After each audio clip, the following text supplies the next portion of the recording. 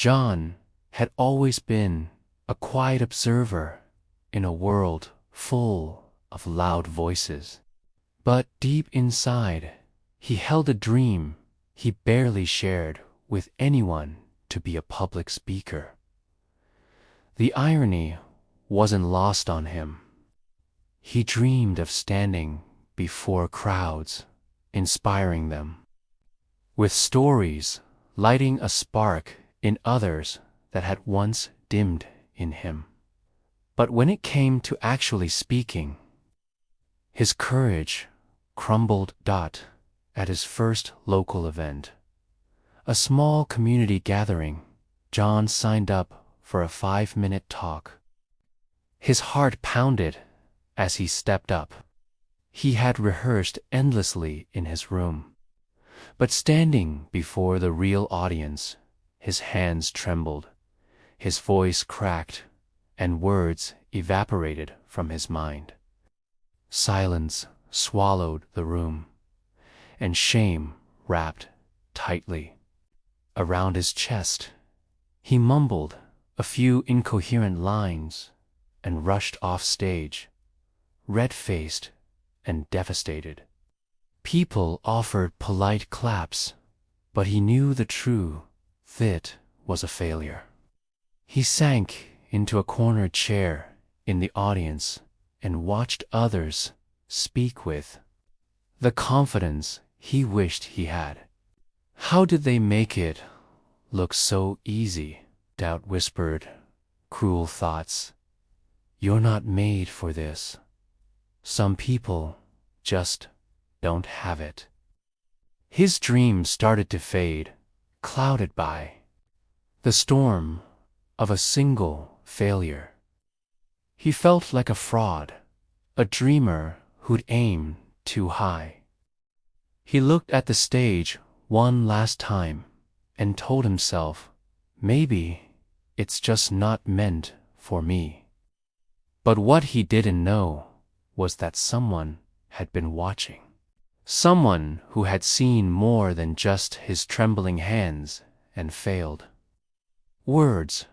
Someone who had once stood exactly where he was. And that someone was about to change everything.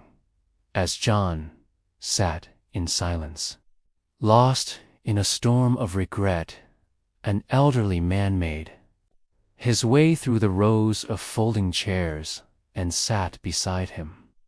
He didn't speak right away. He just observed John for a moment with kind, knowing eyes. You spoke with truth, the man finally said. But you didn't trust yourself. John glanced at him, surprised. Easy for you to say, he muttered. You don't know what it's like to fail in front of everyone. The man chuckled softly and pulled a small, weathered notebook from his coat pocket. He handed it to John, who hesitated before opening it. Inside were rejection letters, harsh feedback, scribbled pages of crossed-out ideas of someone who had failed far more times than John had even tried. These were mine, the old man said. My first 10 talks, disasters, my first big pitch. Laughed out of the room. John looked at him skeptically. So, what changed? The man leaned in, his voice softer but steady. I stopped waiting to feel confident and started acting like someone who believed in his message. Confidence isn't about having all the answers. It's about standing up even when you're unsure. It's choosing to believe in your voice before anyone else does. John sat with that sentence for a moment. It didn't feel like advice. It felt like a challenge, The man stood, placing a hand on his shoulder. "You're closer than you think. Just don't quit now." Then, just as quietly as he had come, the old man disappeared into the crowd. But he left something behind, more than a notebook. He left a seed of possibility, a flicker of belief. And for the first time, John didn't feel completely defeated. He felt curious. That night, John sat in his room with the old man's notebook resting beside him. He didn't open it again. He didn't need to.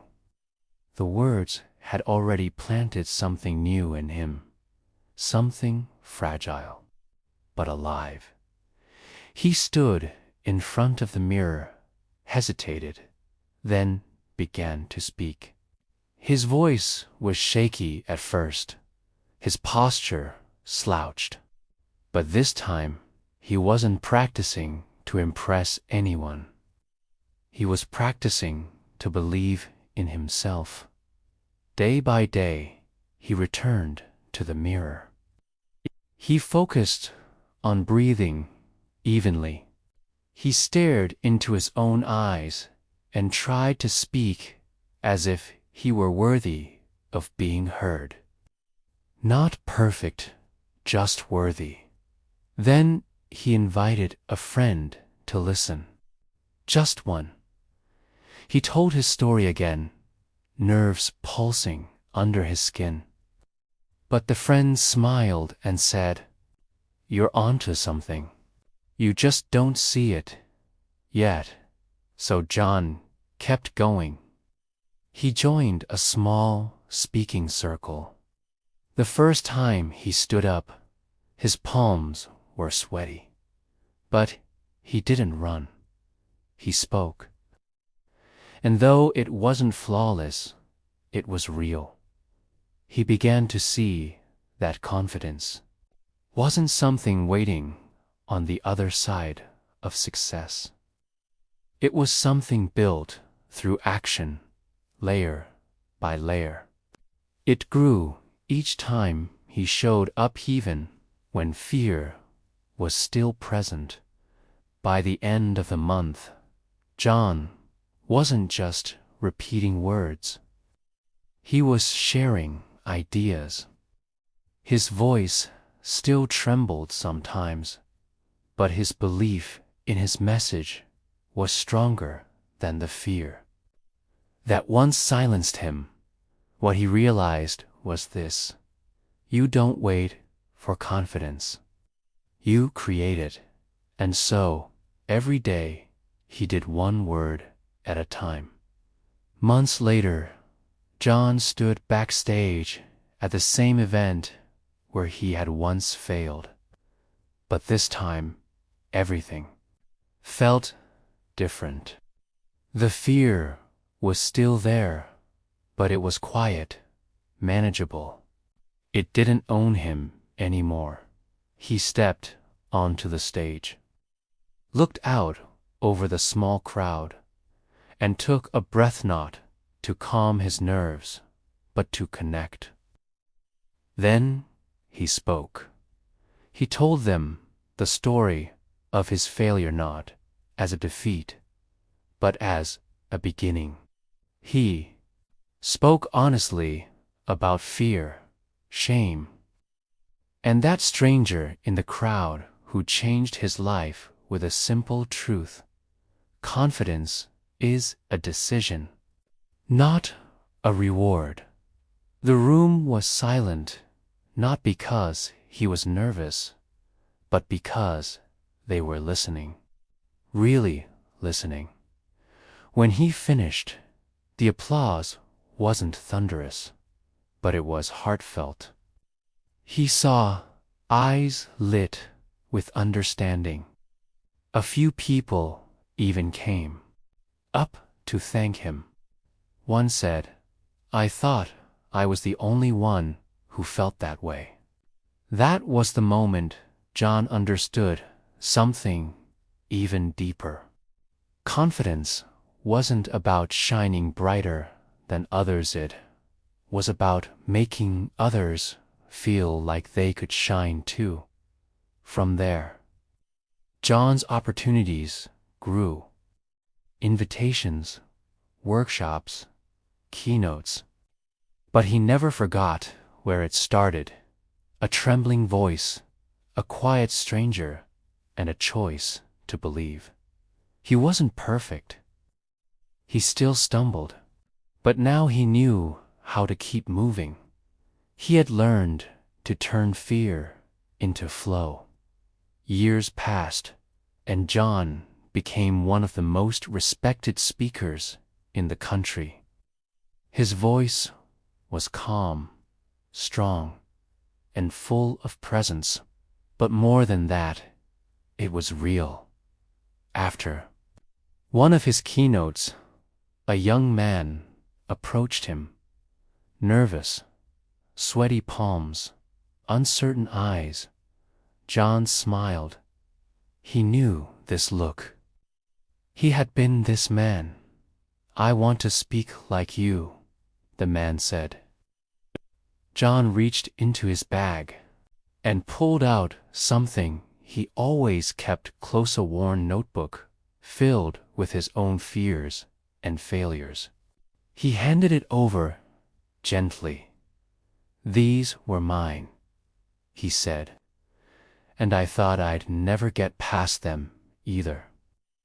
The young man looked confused. "Then, how did you do it?" John met his eyes and said, "I stopped waiting to feel ready. I chose to believe before anyone else did." That's what confidence is. It's not a feeling, it's a decision. The young man's face shifted the way John's once had. John watched him walk away and smiled, not because he had given something, but because he had passed on something that once saved him. The stage lights dimmed. The room emptied, but John remained for a moment. He wasn't thinking about how far he'd come. He was thinking about how far anyone could go. They just made one choice: to believe.